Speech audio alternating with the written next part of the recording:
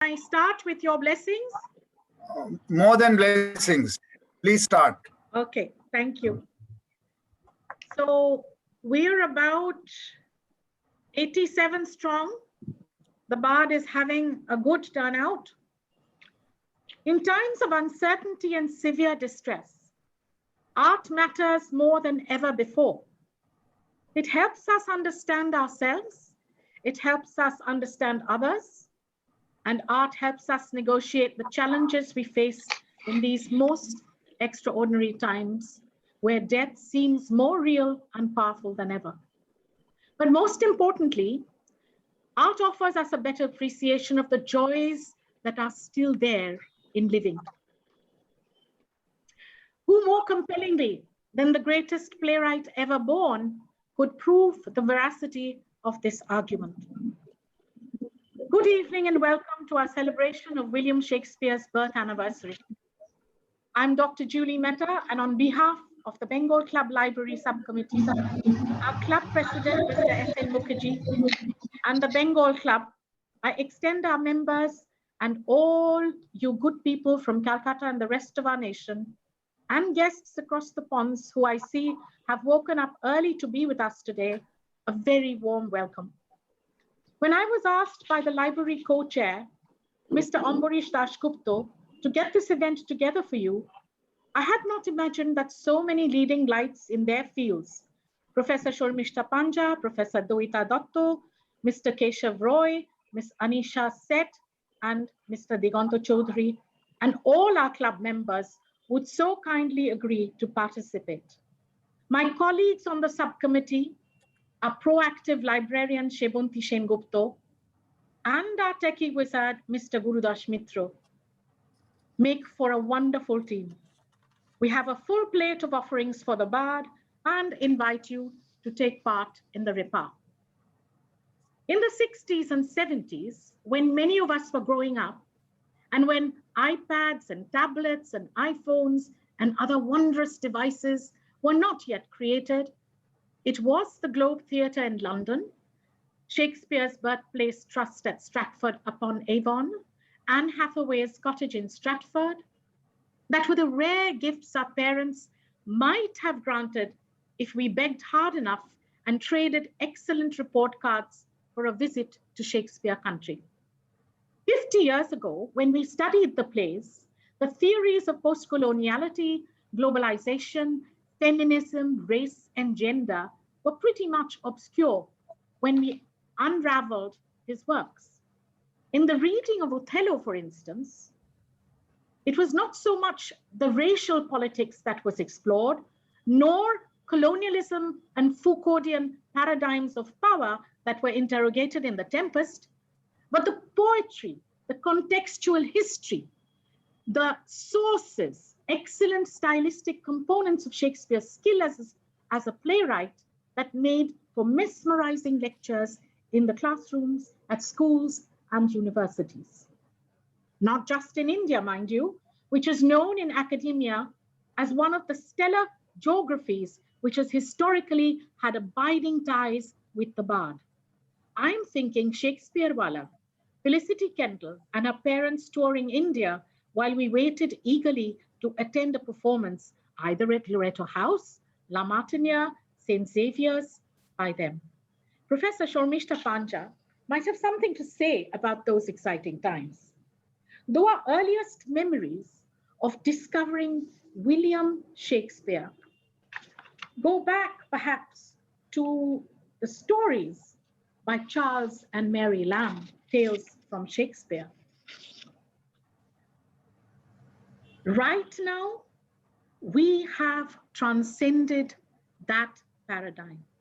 Now the medium might have changed from Utpal Datto's stunning performance of Macbeth at the Academy of Fine Arts to Leonardo DiCaprio's mesmerizing allure of Romeo in the Nouvelle Vague Hollywood production, where he's more arm candy than a Shakespearean hero. And our Bollywood productions of Omkara and Maqbool, with versatile performances by leading Hindi cinema stars, might differ greatly in dimension from Albert Finney's Macbeth at the Olivia at the National Theatre in London.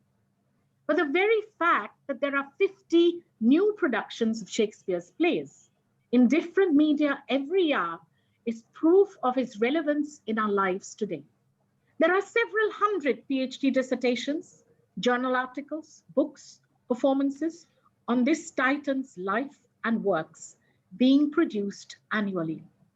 Recent explorations by Sri Srinivasan, Tarini Mukherjee, Sudhoshil Sen are just some of the Indian academics who continue to work on the Bard and contribute new insights to the International Academy.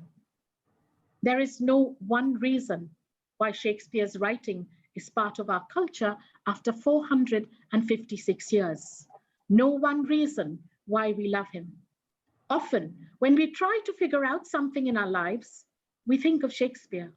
Wild jealousy, like Othello's, great happiness, like Antonio's, sneering contempt, like Shylock's, ambition, like Macbeth's, filial piety, like Cordelia's for Lear, discrimination as signposted in The Merchant of Venice, betrayal as in Julius Caesar, hypocrisy as in Measure for Measure. His sonnets too inspire universal values of acceptance, love that triumphs most other challenges, and offers us an alternative way to find answers by keeping the faith. The most meaningful and benevolent force of will in the world is he touches on what it means to be human and ethical, even at the cost of sacrifice. This is probably what makes Shakespeare more contemporary and relevant than many other writers. Ladies and gentlemen, it is our great pleasure to introduce our keynote speaker for this event, Professor Shormishta Panja. I will give you a little heads up on Shormishta, who was always a stellar student at Loreto. She was my senior by a year. She's a professor at the Department of English at the University of Delhi, has been acting director and joint director, Institute of Lifelong Learning, University of Delhi. She's been Dean Faculty of Arts and Head at the U Delhi, and she received her BA in English Honours from Presidency College and her PhD from Brown University, where she was awarded the Jean Star Untermeyer Fellowship. Her areas of interest are early modern studies, Shakespeare in India, and she's published extensively in journals and in books. She's been awarded a fellowship at the Folger Shakespeare Library in Washington, D.C., no mean feat, and has been President, Shakespeare Society of India. Take it away, Shormi. Right. Thank you, Julie, for that very kind introduction and also for your invitation to speak today. I think it's a wonderful program that you've organized. I think Shakespeare's turning over in his grave in a very pleasurable way. All the better to hear us. So I think obviously I'll be speaking very briefly because there's so many things going on today. I think the first thing that hooked me to Shakespeare was his language. It's the words that entrap you. Love's not time's fool, though rosy lips and cheeks within his bending sickle's compass come. That's from the sonnets. Daffodils that come before the swallow dares and take the winds of March with beauty, Winter's Tale. Or Lear's soul soliloquy in King Lear, poor naked wretches, wheresoe'er you are, that bide the pelting of this pitiless storm. How shall your houseless heads and unfed sides, your looped and windowed raggedness, defend you from seasons such as these? Oh, I've taken too little care of this. And then Ariel's song to Ferdinand in the Tempest, full fathom 5 thy father lies, of his bones are coral made, those are pearls that were his eyes. Nothing of him that doth fade, but doth suffer a sea change into something rich and strange. So even before we understood these lines, we were hooked by the sheer poetic versatility of his plays and of his poems.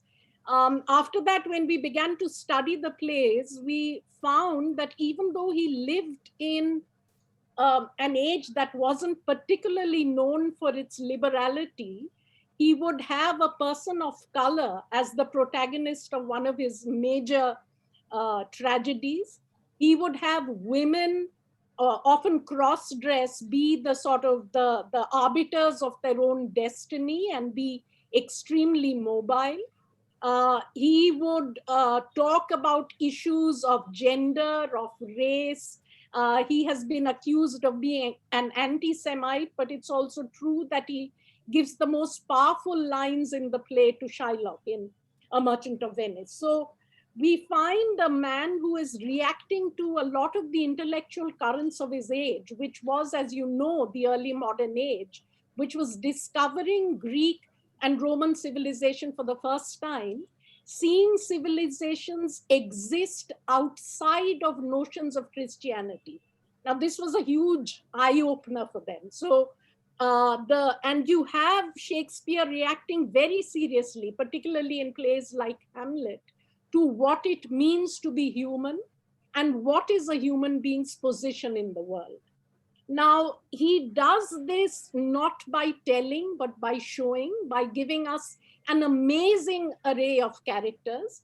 And the thing is that, you know, I imagine him as one of those people who'd go to a dinner party and just sit in the corner and observe everybody. He wouldn't be showing off, he wouldn't be taking part in the conversation, but he'd be making rapid mental notes. That's why he could come up with a bottom who would say, oh, I can play the lion. I'll be sure to roar really softly so I won't scare the ladies. Or, you know, Snout saying, well, if I'm going to play the lion, please write my lines out because you know I'm a slow learner. You know, so he has these absolutely incredible touches of comedy and of deep pathos and tragedy in his plays, which comes from a completely non-judgmental view of human nature. He's telling us, he's telling it like it is. He's not passing judgment, not even on a Iago or a Goneril or an Edmund or any of these characters who act in ways, you know, dastardly ways that we find difficult to imagine. So this completely non-judgmental view of the world, not putting labels on people, just presenting them as they is, taking equal delight, as Keats tells us, in depicting an Iago as an Imogen. This, to me, was William Shakespeare. Now, I'll just go on to my very brief PPT.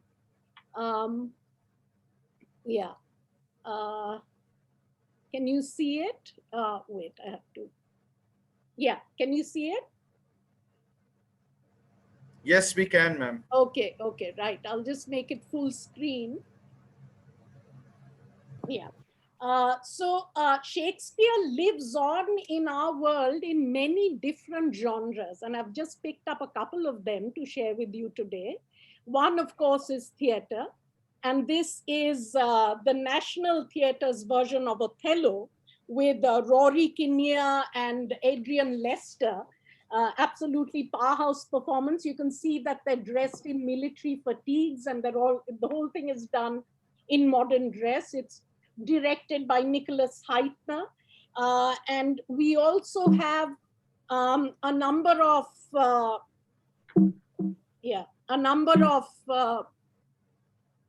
sorry, it doesn't seem to be, oh, wait. Yeah, a number of productions on the Indian stage. This is Utpal Datta's Bengali Othello with Shekhar playing Iago. This is Barnum Vana, B.V. Karan's Yakshagana performance of Macbeth, which was absolutely incredible at the National School of Drama. You have Shakespeare being adapted into all these different folk idioms that we have in Indian theater. A Kathakali King Lear, Othello has also been done in the Kathakali style. So these are some of the ways, and Globe Theatre held a globe-to-globe festival of Shakespeare's plays in all different languages from all the different countries in the world.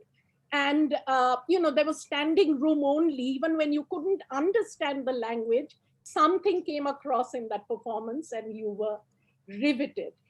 Pia Behrupia is an amazing masala version of Twelfth Night with Nautanki and Bollywood songs and dance thrown in. It's directed by Atul Kumar. 2016 was the first performance, and his company theatre. And the other medium in which Shakespeare has been continually adapted is, of course, the screen. So you have Orson Welles' 1952 Othello, which, with that incredible black and white cinematography, it's like a Caravaggio painting, the chiaroscuro in a Caravaggio painting, and the lighting itself tells a story. All right, in this film, you have Kurosawa's Samurai Throne of Blood, okay, where the two characters are stumbling in the midst of cobweb forest, and one succumbs, the Macbeth figure succumbs to ambition while the Banquo figure does not. This is the scene in which Macbeth is killed, impaled by these arrows. You have Burton and Taylor spewing expletives in a very physical performance of Romeo and Juliet, directed by Zeffirelli. You have Kozintsev's brilliant King Lear. I don't know if Julie remembers, we actually saw this together in Jyoti Cinema Hall. And I was amazed by the first scene, because instead of the pageantry that you expect from a play dealing with a king, Kozintsev begins with the wheel of a wheelbarrow, the wheelbarrow that is taking these poor people up the hill so that they can listen to Lear. So again, talking about a king's responsibility to his subjects rather than the grandeur of his post. Baz Luhrmann's Romeo plus Juliet, which I think is one of the most successful modern adaptations, cinematic adaptations of Shakespeare. This is the one I was telling you about, Shurmi, Caprio, where you have a sort of postmodern pastiche of fast cars and Los Angeles beach, along with the, not a line of Shakespeare is changed in this film. And it's amazing how Luhrmann brings these two ages together, and there's ne'er a collision. And India hasn't been far behind. Yes. We have Bhardwaj's trilogy, Maqbool, Omkara, and Haider. I focus on these couples because Bhardwaj says in his trilogy he focused on the man-woman relationships in all these three plays. So, and the absolute brilliant casting of Om Puri and Nasiruddin Shah as Pandit and Purohit, as the witches, the two corrupt policemen. Then closer to home, you have, of course, Monu Sen's Bhranti Bilash, 1963, based on Bidyasagar's absolutely inimitable translation of the Comedy of Errors, with stellar performances by Uttam Kumar, Bhanu Bandyopadhyay, and Savitri Chattopadhyay. And this is a young Shakespeare showing off. He takes a plotter's play, the Menachmai, and doubles the number of jokes, doubles the number of twins, doubles the number of opportunities for mistaken identity, and it's an absolute laugh riot, and so is this film. Then you have Aparna Sen's Arshi Nagar, 2015, and Srijit Mukherjee's Zulfikar in the following year. These two were not box office successes. The first is based on Romeo and Juliet. This is a combination of Julius Caesar and Antony and Cleopatra. But what is interesting is the role that contemporary Calcutta plays in both these films. I think that is heroed by both these directors. And Aparna Sen also does a wonderful job of bringing in both Baul and Sufi strains in the music. Debojyoti Mishra is the music director, so that she hints that there is a kind of peaceful coexistence possible if we look back at our subcontinental past, talking about the mysticism in common between the Baul and the Sufi traditions, which she finds missing in contemporary India.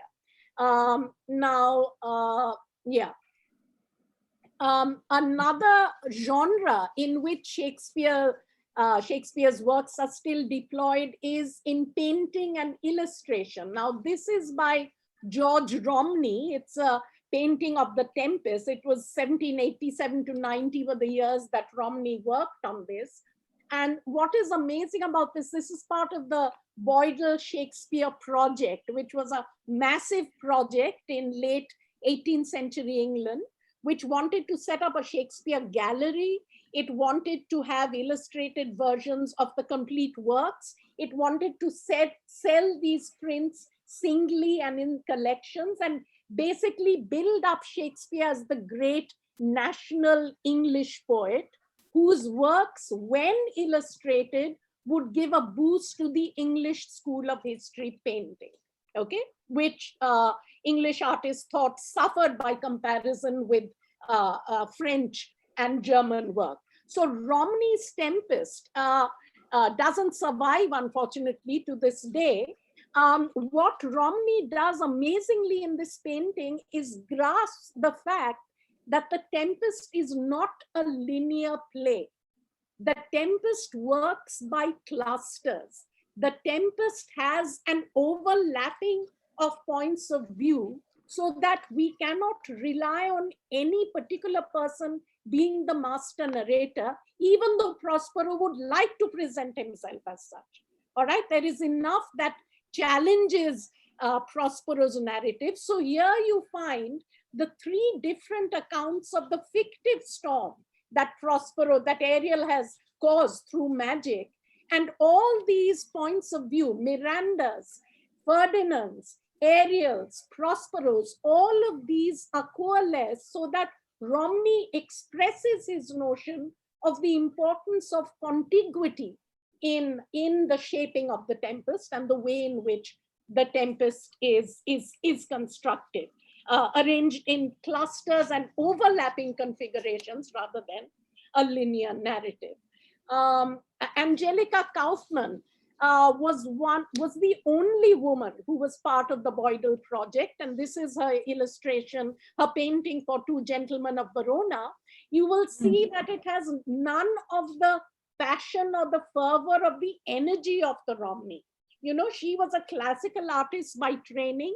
She trained in Italy, and she was a minute painter of the history school. So you have these very classical profiles of all the characters, and you have a certain sameness of expression, because theorists like Winkelmann, a contemporary of Kaufman, said that it is through these completely bland expressions that the viewer's imagination can have more freedom to play. You also have Kaufman's interest in dress and a certain stage kind of scenery. So it almost seems like a scene from a play rather than her imaginative recreation.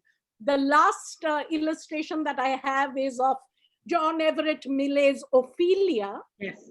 He was a member of the pre-Raphaelite school, which wanted to go back to the flatness that existed before Renaissance art, okay? Before the age of Raphael, medieval art. That's what he wanted. And Millet actually painted from nature. This was a place in Surrey, a Hogsmill River in Ewell. And he says that the muscular flies in this particular location gave him a really hard time. And well, his position was nothing compared to his model.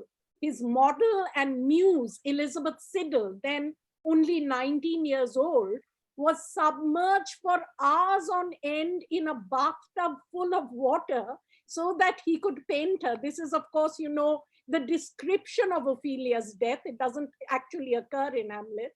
And she caught her death of cold, and then Millet even got out of paying her father, you know, whatever he spent on her medicines and things. So anyway, Millet herself, Siddal herself was a painter, by the way, which is interesting to note. So anyway, so you have that sense of Ophelia being dragged down You have that completely sort of expressionless face. She's not trying to save herself.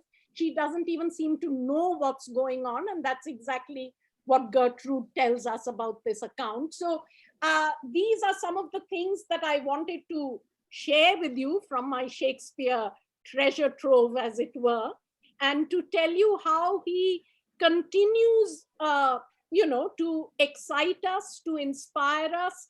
I'm not sure it's because of his genius. I'm not sure that he's the best writer who ever wrote. I think it's no accident that he is an author about whom we personally know very, very little. This is a man who's not interested in the cult of personality. He's interested in observation and putting that observation down as accurately as possible. Thank you. Thank you, Shormishta, for that fascinating walk through the last 5 centuries. Only you could do justice to this overview. Thank you so much. You're welcome. It's a great pleasure for me to have Mr. Keshav Roy, whose links with the Bengal Club are generational. And it is very kind that although he is a professional actor of repute, he has waived aside fees for his efforts and his time. So thank you, Keshav. I think you're here. Consummate stage actor, has to his credit more than 30 productions, in many of which he plays a leading role. He's worked with nationally well-known thespians, Nasiruddin Shah, Girish Karnad, Benjamin Gilani, Tom Alter, and people such as Aparna Sen and Alik Padamsi, to name a few. Keshav specializes in Shakespearean literature, has recently concluded with great acclaim a solo theatrical performance involving 17 works of the Bard. This production is scheduled to be showcased in major theatre festivals all over India. Today, for us, he has 2 performances which we are going to show back to back. He's generously created them for this event. One is Prince of Denmark and the other is The Moor. And these are his humble offerings, as he says, to the Swan of Avon on his birthday today, as far as we know today. Thank you so much. Gurudash, may we have the 2 video clips now? Yes, ma'am. Thank you.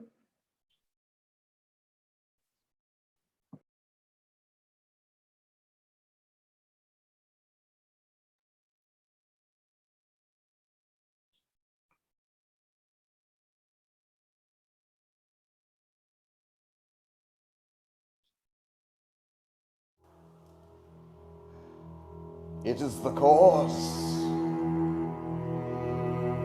It is the cause, my soul. Let me not blame it to you, you chaste stars. It is the cause. Yet I've not shed her blood, nor scar that whiter skin of hers than snow in smooth monumental alabaster. Yet she must die, else she'll betray more men. Put out the light, and then put out the light. If I quench thee, thou flaming minister, I can again thy former light relume, should I repent me. But once put out thy light, thou cunningest pattern of excelling nature, I know not where is that Promethean heat that can thy former light relume. When I have plucked the rose, I cannot give it vital growth again. It must needs wither. I'll smell it on the tree. Ah, balmy breath. The dust almost persuade justice to break her sword. One more. One more. Be thus when thou art dead, and I will kill thee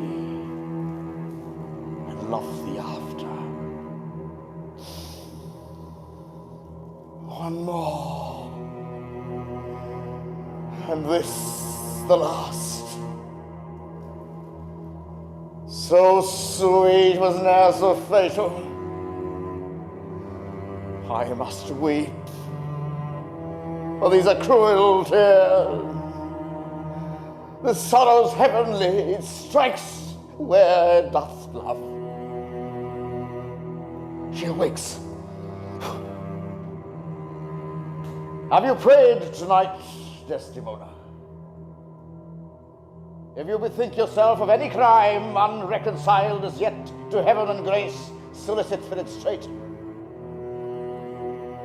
The handkerchief which I so loved and gave thee, thou gavest to Cassio.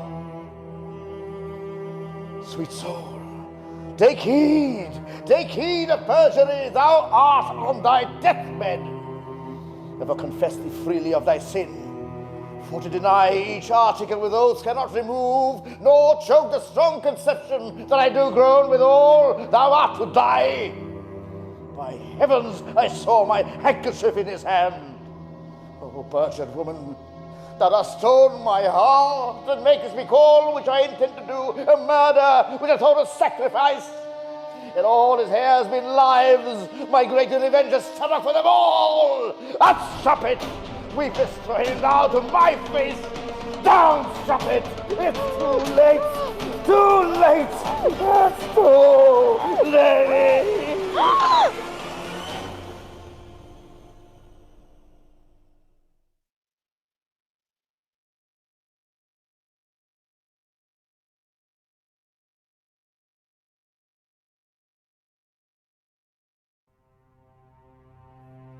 Oh, what a rogue and peasant slave am I! Is it not monstrous that this player here, but in a fiction, in a dream of fashion, could force itself so to his own conceit that from her working all his visage wan, tears in his eyes, distraction in his aspect, a broken voice, and his old function suiting with forms to his conceit, and all for nothing. For Hecuba. Not Hecuba to him, or he to Hecuba, they should weep for her. What would he do had he the motive and the cue for passion that I? He would drown the stage for tears and cleave the general ear with horrid speech, make bad the guilty, appall the free, confound the ignorant, amaze indeed the very faculties of eyes and ears, yet I, dull and muddy-mettled rascal, peak, like John of Dreams, am pregnant of my cause, and thinks of nothing, no, not for a king, upon whose property and most damned dear liver defeat was made. Am I a coward? Who calls me villain? Breaks my painted cross, blasts my beard, blows it in my face, tweaks me by the nose, gives me the line of the throat as deepest to the lungs. Who does me this harm? Soon as I should take it. For it cannot be but I'm pigeon-livered and lack gall to make oppression bitter. Oh, ere this, I would have fatted all the regent kites with his slaves awful, body villain. Remorseless, lecherous, treacherous, kindless villain! Oh, vengeance! What an ass am I! 'Tis most brave that I, the son of a dear father, murdered, prompted to my revenge by heaven and hell, must like a whore unpack his heart with words and fall a cursing, like a very drab escullion, fire upon it, throw upon my brain. I have heard that guilty creatures sitting at a play have, by the very cunning of the scene, been struck so to the soul that presently they proclaim their malefactions. The murder, though it hath no tongue, will speak with most miraculous organ. I'll have these players play something like the death of my father before mine uncle. I'll observe his looks. I'll tempt him to the quick. If he but blench, I know my cause. The spirit that I have seen may be the devil, and the devil had power to assume a pleasing shape here, and perhaps out of my weakness and my melancholy, as he is very potent with such spirits, abuses me to damn me. I'll have grounds more relative than this. Oh, the play's the thing, wherein I'll cash the conscience of a king.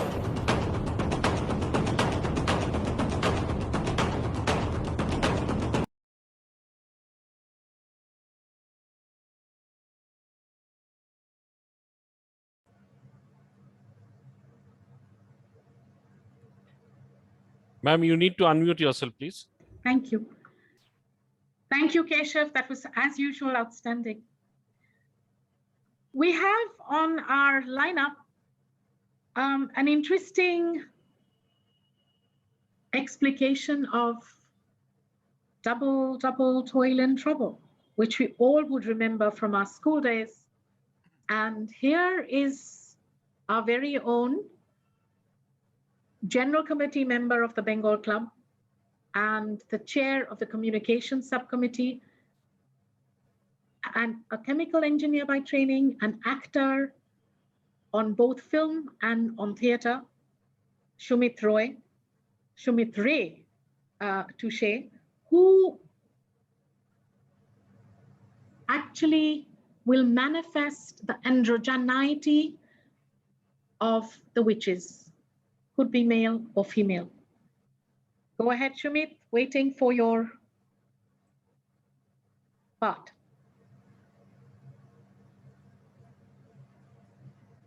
Double toil and trouble, fire burn and cauldron bubble, fillet of a fenny snake, in the cauldron boil and bake, eye of newt and toe of frog, wool of bat and tongue of dog, adder's fork and blindworm's sting, lizard's leg and howlet's wing, for a charm of powerful trouble, like a hell-brought boil and bubble.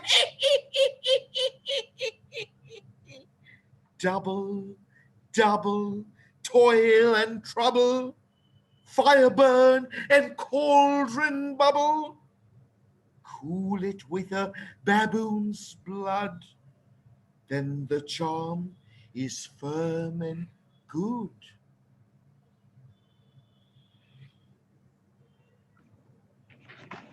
I could believe you're a witch at any time. The next dramatization is by Professor Choitali Moitru, professor in English, and she's also on the library subcommittee of the Bengal Club. She's going to present us a reading from Twelfth Night. Are you here? Choitali, are you here?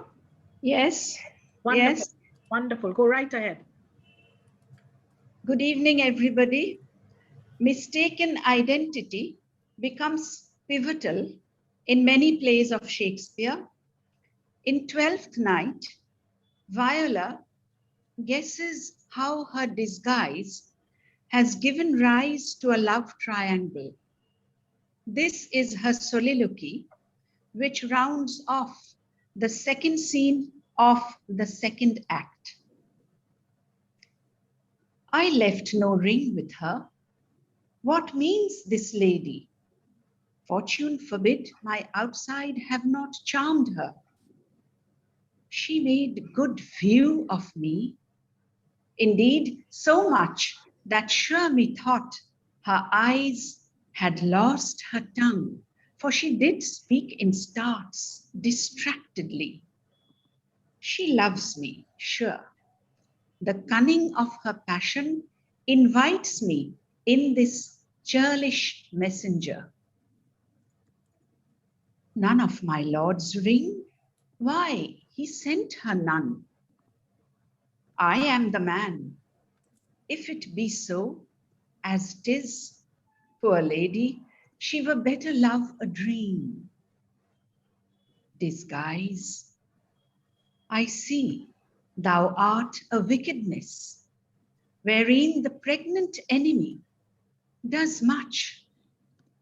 How easy is it for the proper false in women's waxen hearts to set their forms. Alas, our frailty is the cause, not we. For such as we are made of, such we be. How will this fadge? My master loves her dearly, and I, poor monster, fond as much on him, and she, mistaken, seems to dote on me. What will become of this? As I am man, my state is desperate for my master's love. As I am woman, now alas the day, what thriftless sighs shall poor Olivia breathe? O time, thou must untangle this, not I. It is too hard a knot for me to untie. Thank you. Thanks, Choitali. Very thoughtful, evocative. We are going to break with a song now from Othello. It's called the Willow Song, and it's a premonition of sorts that Desdemona has of Othello's wrath and his distancing from her. It's almost sung with the hauntingness of a dirge. Anisha Seth, a singer, performer, teacher from Kolkata, is the vocalist for 2 jazz bands here. And she's performed and won awards right across Kolkata. Her teacher, the classical musician and singer Diganto Chaudhary, accompanies her in this sequence. He's a very well-heeled and well-schooled ARSM and MA recipient who began his musical studies at St. Paul's, Darjeeling, never looked back, trained by Roshan Gasdar. Some of you might remember her. And he was the director of music at Sherwood College. Diganto at present teaches both classical singing and the pianoforte at Theme Music Institute. Thanks from the Bengal Club to both of them once again for their efforts and their time to present us this without a fee. Gurudash, may we play the song?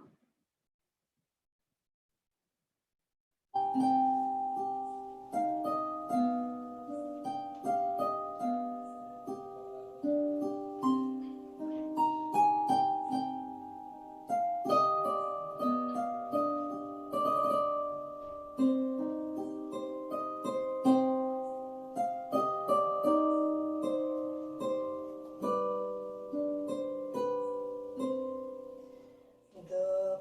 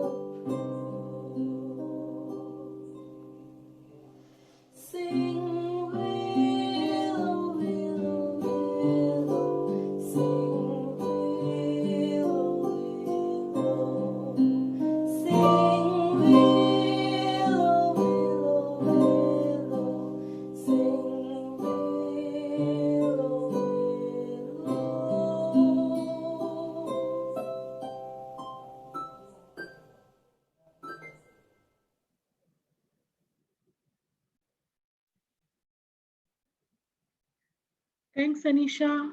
Thanks, Dikanto. We'll take that song with us, I think, long after this program is ended. Merchant of Venice. Dr. Shondeep Chatterjee, our General Committee member at the Bengal Club and Library Subcommittee co-chair, very sportingly agreed when I requested him to play the part of Shylock. Don't miss the backdrop he's got and his feisty presentation. Go ahead, Shondeep. So this is a Shylock speech from Act 3, Scene 1. He has just been informed about his daughter eloping with a Christian. And then he's asked, surely if Antonio does not fulfill his part of the deal, which is he doesn't pay the money back on time, you're not going to take a pound of his flesh. What's that good for? And this is Shylock's reply. To bait fish withal. If it will feed nothing else, it will feed my revenge.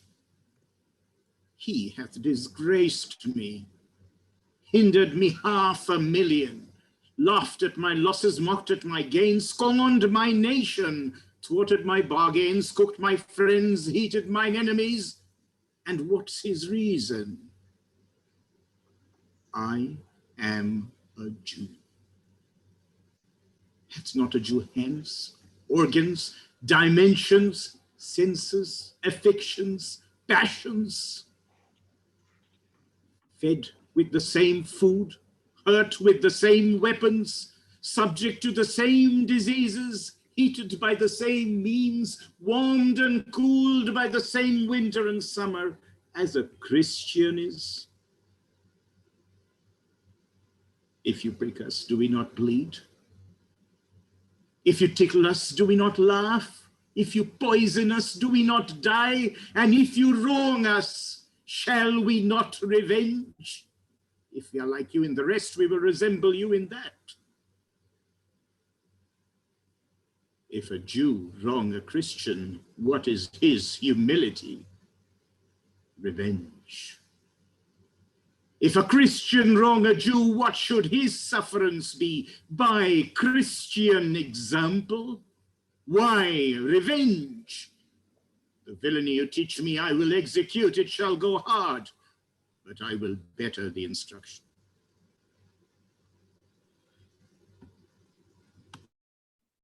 Compelling, as always, Shondeep. Thank you so much. We have a young professor, Dr. Doita Mojumdar, who completed her first 2 degrees from Jadavpur University, my alma mater too, and her PhD from the illustrious University of St. Andrews. Having taught at the University of Edinburgh and then at Shiv Nadar University, she is now an assistant professor at Jadavpur University. Her research interests include early modern law and literature, a monograph entitled Tyranny and Usurpation, The New Prince and Lawmaking Violence in Early Modern England, was published by the University of Liverpool Press in 2019. Professor Mojumdar will talk to us about Shakespeare's sonnets. Thank you, Doita. Go ahead. Thank you. Thank you, Professor Mehta. Thank you for inviting me. I'm not a professor yet. I'm an assistant professor, or as my mother puts it, the professor's assistant. But yeah, hopefully someday. I was asked to talk about Shakespeare's sonnets, and I'll try and do a kind of brief overview. I'm not very good with PowerPoints, but you know, some of the sonnets I've just had to put on slides because it's easier if you have it in front of you to follow. So I'll just, you know, begin. So Shakespeare's sonnets were, just one second, I'll just try to share the screen before I start. I'll get just a second. So anyway, so the sonnets were, you know, Shakespeare's sonnet sequence comprising 154 sonnets followed by a longer kind of narrative poem called A Lover's Complaint, was published in 1609, which was interesting because 1608 and 1609 was a plague year.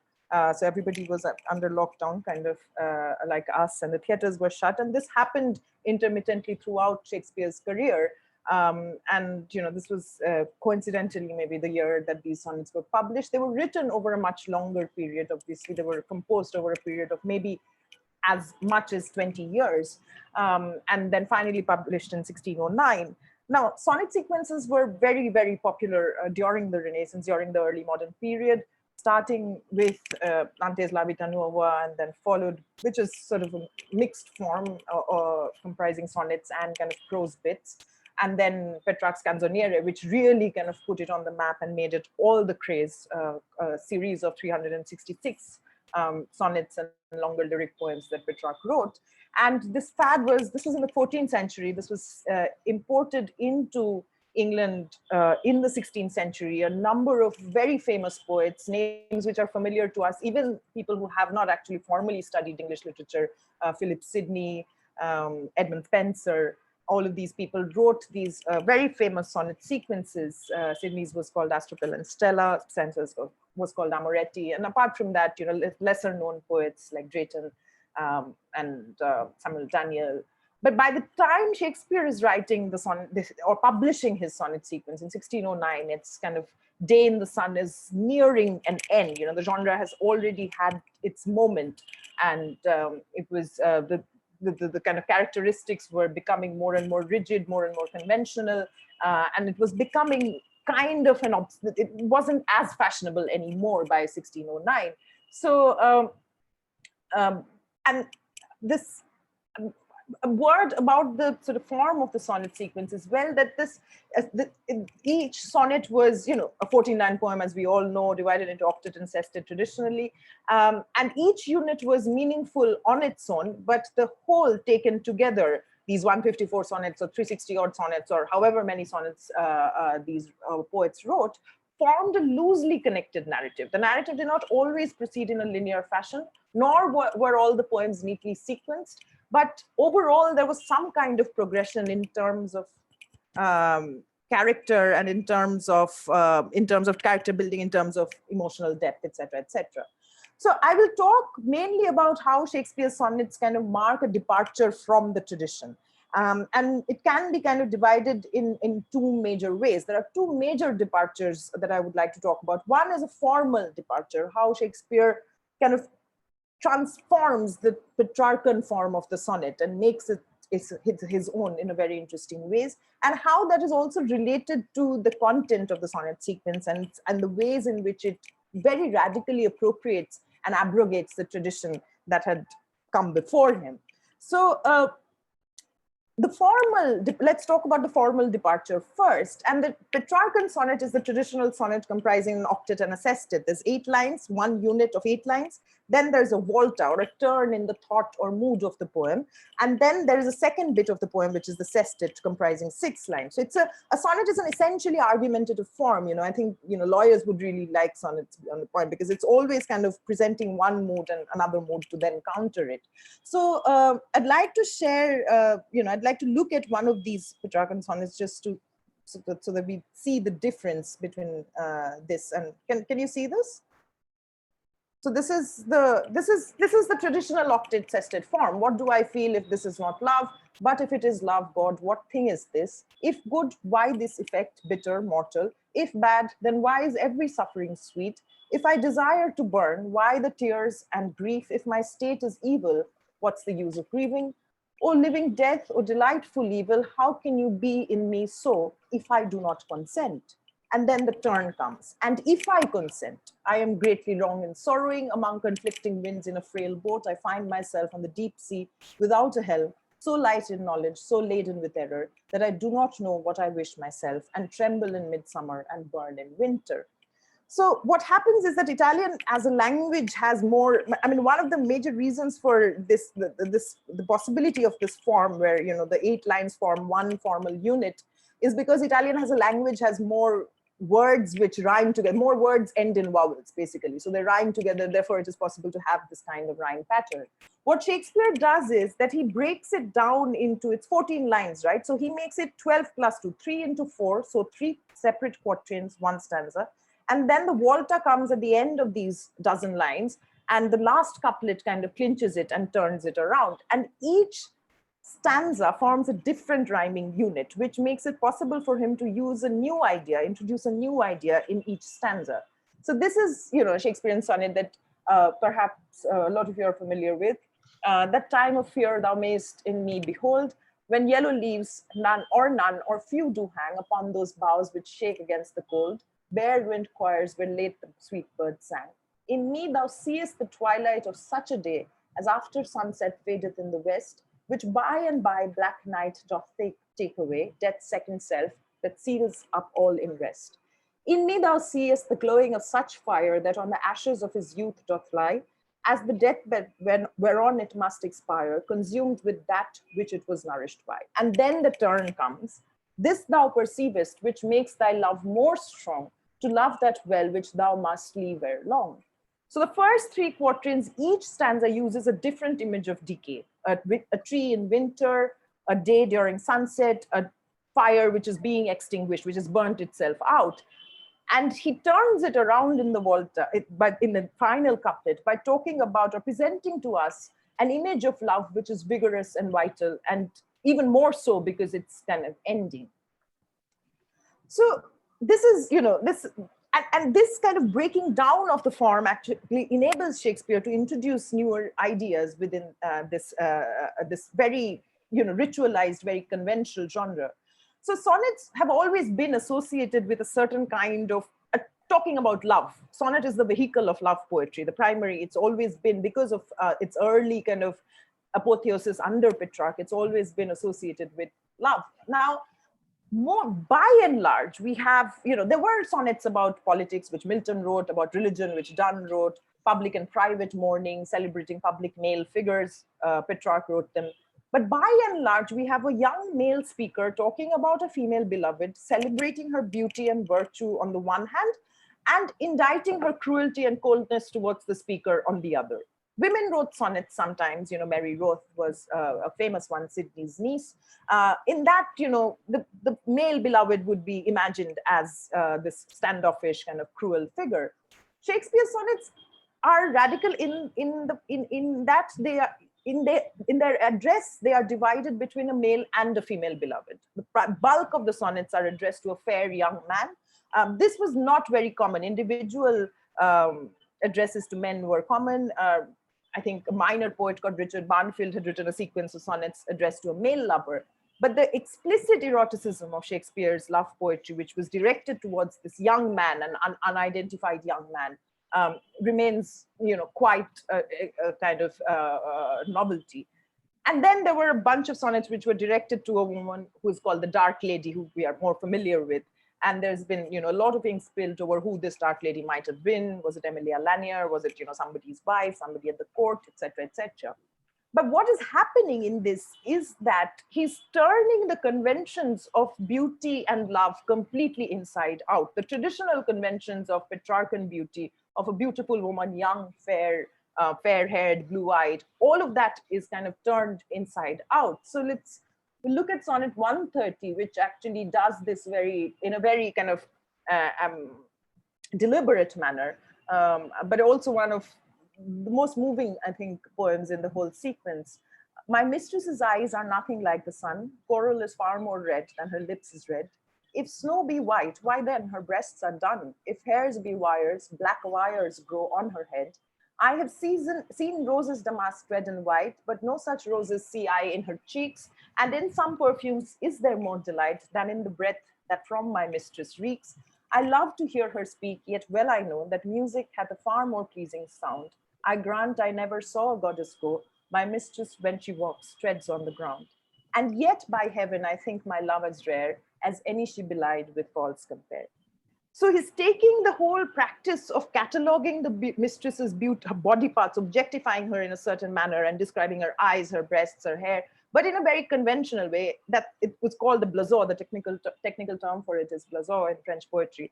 He takes the blason and completely turns it inside out by saying that basically my mistress is ugly and she reeks and she has bad breath and she doesn't know how to walk gracefully. But that doesn't mean that my love for her is any less rare all of these kind of conventional poets. So this, and the bit that I wanted to actually also talk about is that it's like I said, it's both a continuation of a 3-century-long tradition and also its radical redefinition in a number of ways.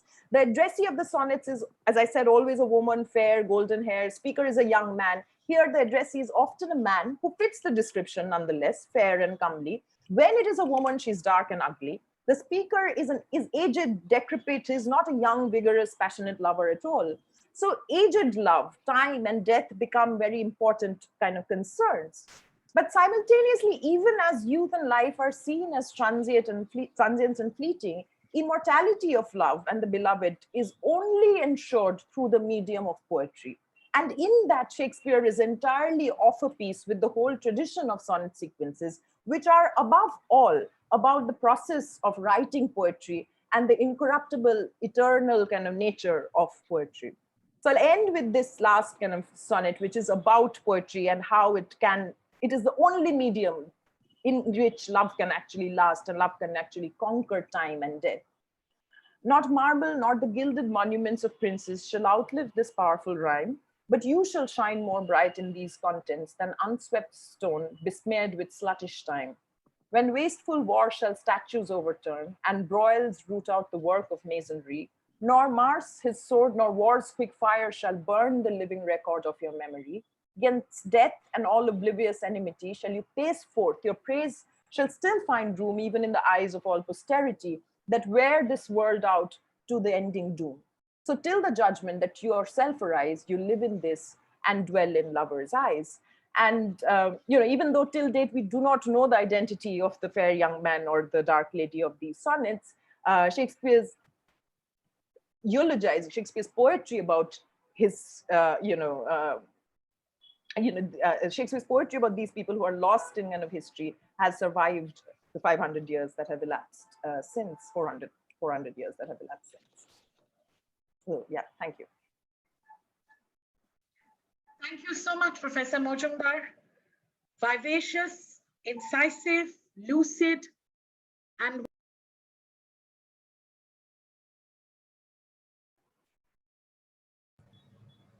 Julie, you need to unmute yourself. Vivacious, incisive, lucid, and with a large dollop of humor on a subject which is so contested. Doita, thank you so much for shedding light and keeping us abreast of reading the sonnets in different ways. I think it would be a sterling lecture for a PhD seminar. Thank you so much. Okay, coming up in sync with the idea of love and sometimes love which is devastatingly challenged. It's my pleasure to present the morning after Romeo and Juliet have consummated their marriage. Juliet in that specific position of standing at the balcony and Romeo waiting to say his last goodbye. Shumit and I are doing a very short vignette from Romeo and Juliet, Act 3. Wilt thou be gone? It is not yet near day. It was the nightingale and not the lark that pierced the fearful hollow of thy ear. Nightly she sings on yon pomegranate tree. Believe me, love, it was the nightingale. It was the lark, the herald of the morn, no nightingale. Look, love, what envious streaks do lace the severing clouds in yonder east? Night's candles are burnt out, and jocund day stands tiptoe on misty mountain tops. I must be gone and live, or stay and die. Yon light is not daylight, I know it, It is some meteor that the sun exhales, to be to thee this night a torchbearer, and light thee on thy way to Mantua. Therefore stay yet, thou needst not be gone. Gurudas, shall we play the 7 Ages of Man? Monojit Dasgupta, who couldn't be with us, has recorded it for us. And it's one of those, I think, ever-abiding thoughts of the planetary system and how human life and human existence fits into those 7 ages. Gurudas, go ahead. All the world's a stage, and all the men and women merely players. They have their exits and their entrances, and one man in his time plays many parts, his acts being 7 ages. At first the infant, mewling and puking in the nurse's arms, and then the whining schoolboy with his satchel and shining morning face, creeping like snail unwillingly to school. And then the lover, sighing like furnace with a woeful ballad made to his mistress' eyebrow. Then a soldier, full of strange oaths and bearded like the pard, jealous in honor, sudden and quick in quarrel, seeking the bubble reputation even in the cannon's mouth. And then the justice, in fair round belly, with good capon lined, with eyes severe and beard of formal cut, full of wise saws and modern instances. And so he plays his part. The 6th age shifts into the lean and slippered pantaloon, with spectacles on nose and pouch on side, his youthful hose well saved, a world too wide for his shrunk shank, and his big manly voice turning against towards childish treble, pipes and whistles in his sound. Last scene of all, that ends this strange eventful history, is second childishness and mere oblivion. Sans taste, sans eyes, sans teeth, sans everything.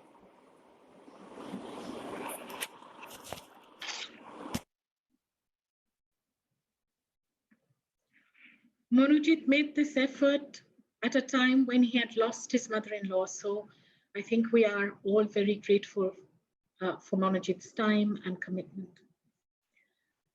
The last goes to King Lear, and Shondit and I are going to present where Cordelia and Lear have their famous conversation like birds in a cage. We are not the first, who with best meaning have incurred the worst. For thee, oppressed king, am I cast down. Myself could else out frown false fortune's frown. Shall we not see these daughters and these sisters? No, no, no, no. Come, let's away to prison. We two alone will sing like birds in the cage. When thou dost ask me blessing, I'll kneel down and ask of thee forgiveness. So we live and pray and sing and tell old tales and laugh at gilded butterflies and hear poor rogues talk of court news, and we'll talk with them too. Who loses and who wins, who's in, who's out, and take upon us the mystery of things as if we were God's spies, and we'll wear out in a walled prison packs and sects of great ones that ebb and flow by the moon. Upon such sacrifices, my Cordelia, the gods themselves throw incense. Have I caught thee? He that parts us shall bring a brand from heaven and fire us hence like foxes. Wipe thine eyes. The good ears shall devour them. flesh and fell, ere they shall make us weep. We'll see 'em starve first. Come.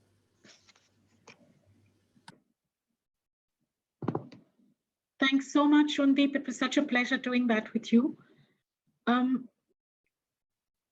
I would like to thank everyone. There's one person particularly I'd like to thank who put me in touch with Anisha and with Digonto, without whom we wouldn't have had the music component, and that's Diku Nauroji, a revered member of our club and a great enthusiast for all things to do with art and culture. So with that, may I request the president of the Bengal Club, Mr. S.N. Mukherjee, to say a few words to wrap it up. Thank you so much, Gopal. Good evening, ladies and gentlemen. For a vote of thanks, as far as the Bengal Club is concerned, there is a time limit, and it's 30 seconds. Fortunately, Julie's done most of the work for me, but I just want to share a few words regarding Shakespeare and the club. As one of the participants today put it out on the chat box, Shakespeare is doing well in the club. It has always done well. I remember when I was first inducted into the committee, I happened to be a lawyer, the president was Pranab Dasgupta. Very shortly, Ram Ray took over as president, and he called me and he said, look, you know the average age of Bengal Club members, you think they'd be interested in a talk which would have to do with making of a will? So I said, well, I could talk about that. And then he called me. He was an ad man. He had a way with words. And he was a literature student from Presidency College. He said, Gopal, why don't we title the talk To Will or Not to Will? And I knew I had landed myself in Shakespeare territory, and I don't regret it for a moment. My daughter too is steeped in Shakespeare and has had the pleasure and profit of sharing the stage with Professor Shormishra Panja. Her name is Tarini, and you have probably encountered her in conferences. Well, 450 years on, Shakespeare is studied, discussed, performed, and adapted endlessly. And every one of the adaptations, every one of the mediums in which Shakespeare is discussed, portrayed, has been an eye-opener. And I must thank Professor Panja for sharing, as she said, her treasure trove of Shakespeare with us. Thank you very much indeed. I'd also like to thank Doita, and please don't mind me not giving you the prefix of assistant professor. Having seen you on screen, you're much younger, and I've taken this liberty of addressing you by your first name. It was really enjoyable on the sonnets. Previously, the only lecture I had attended, or rather a talk on sonnets, was by Professor Sukanta Chaudhary. And I must say I enjoyed your talk, or your little exposition on the sonnets, and thank you very much. Keshav Roy, thank you for sharing the dramatizations. It was absolutely wonderful. We all have a very healthy respect for you as an actor, and we weren't disappointed at all. It's also good to know that we have a Shylock, a witch, and a King Lear in the Bengal Club committee. And I see Shylock is not responding to that at all.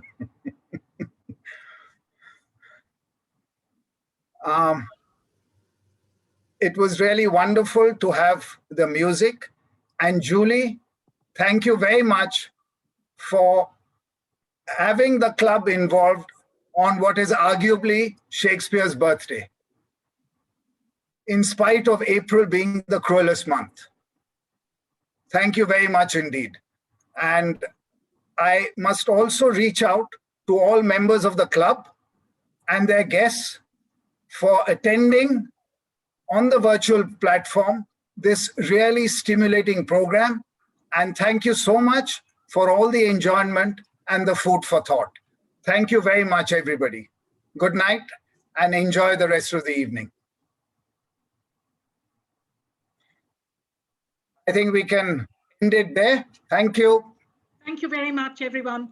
Thank you for being here and the support.